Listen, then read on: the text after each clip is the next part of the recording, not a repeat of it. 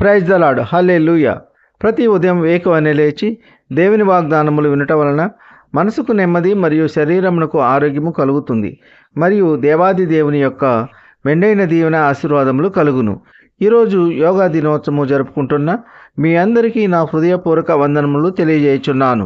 శారీరకంగా ఆరోగ్యంగా ఉండాలంటే వ్యాయామములు క్రమం తప్పకుండా చేయాలి.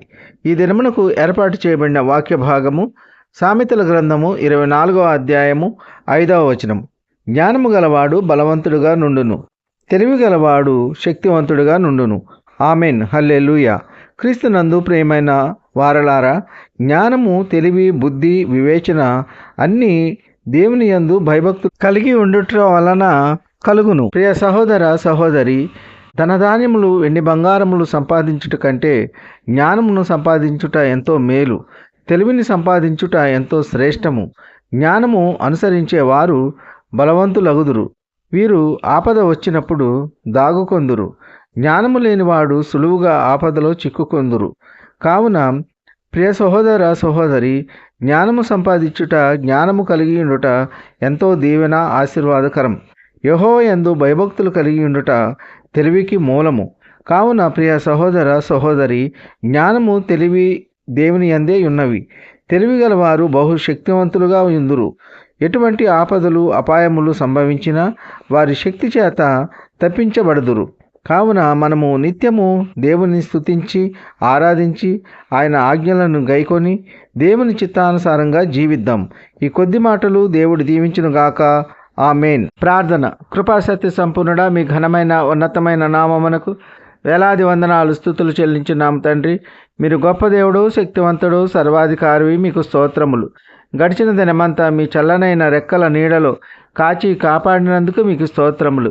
మరి యొక్క నూతన దినము మాకు అనుగ్రహించినందుకు మీకు స్తుతులు చెల్లించున్నాము తండ్రి. ఈ వేకువనే లేచి ఎందరైతే మీ వాక్యము విని మిమ్ములను అంగీకరించి ఉన్నారో మీ ప్రియబిడ్డలనందరినీ దీవించండి, ఆశీర్వదించండి.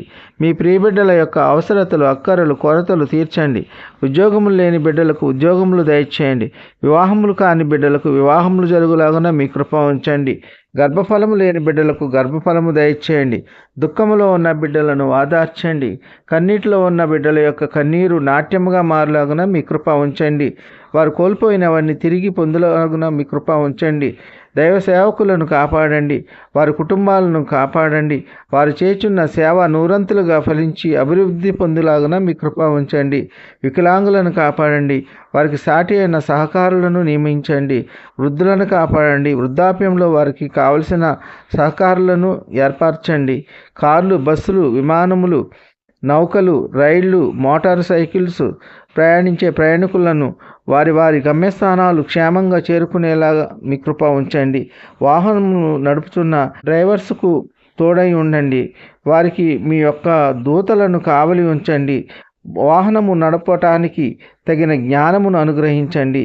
ఈ కొద్ది మనవులు ప్రభు అయిన యేసుక్రీస్తు పేర వేడుకొంచున్నాము తండ్రి. ఆమెన్. విన్న వాక్యము దీవెనకరంగా ఉన్నట్లయితే లైక్ చేయండి, షేర్ చేయండి, సబ్స్క్రైబ్ చేసుకోండి. మీ సహోదరుడు Kola Daniel. God bless you.